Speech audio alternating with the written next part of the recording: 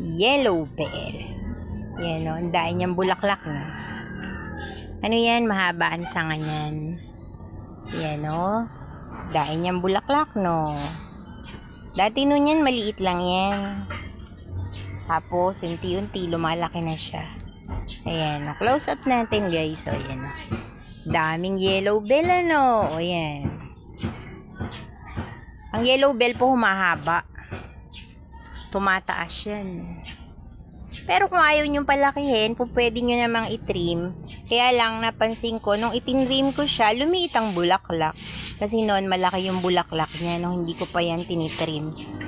Pero, syempre, kung ano gusto nyo, yun ang gagawin natin. Gusto nyong malaking yellow bell, wag nyong puputulan. Gusto nyong maliit na yellow bell ang bulaklak, puputulan natin.